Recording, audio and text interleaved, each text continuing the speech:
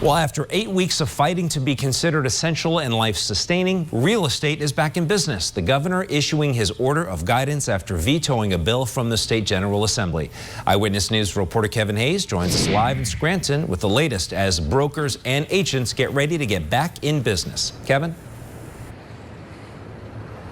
Well, Nick, it's been contentious at times, but like you said, real estate is back, although it will look a far cry from what we know.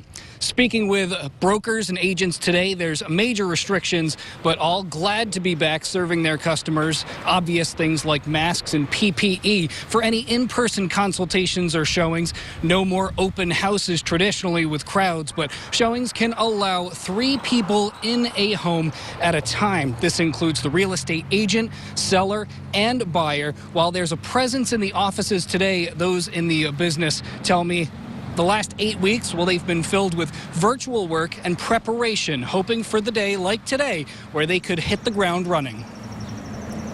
We really did need to be able to get back to work because life still goes on and jobs still change and people do need to sell their homes. Well, we took the time to educate ourselves because it's not going to be business as normal now. It's business in a new way. And one of the big things to note with the return of real estate, under these new guidelines, the president of the Pennsylvania Association of Realtors tells me there's no red, yellow, or green counties for them. Strict guidelines across the board will allow for the safe purchase and sales of homes. We'll hear more from him later on tonight in your full report on Eyewitness News at 6. For now, live in Scranton, Kevin Hayes, Eyewitness News. Spring is a big time for folks to put their homes on the market, too. So, Kevin, that's a big plus for a lot of folks there. After 8 weeks of fighting to be considered essential and life-sustaining, real estate is back in business. The governor issuing his own order of guidance today after vetoing a bill from the State General Assembly. Eyewitness News reporter Kevin Hayes joins us live tonight in Dunmore with details. And Kevin, what's the outlook across the region? Well, Nick, 2 months of virtual work about to pay off today. Many realtors, agents, owners ready to hit the ground running as the real estate market opens up across the Commonwealth.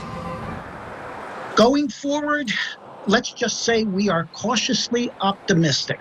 After a promising start to the spring market, real estate was deemed non-essential. 2 months later, cleared for sales, and not a moment too soon. You need to have a house. You need to have a roof over your head. And with jobs changing and people moving and,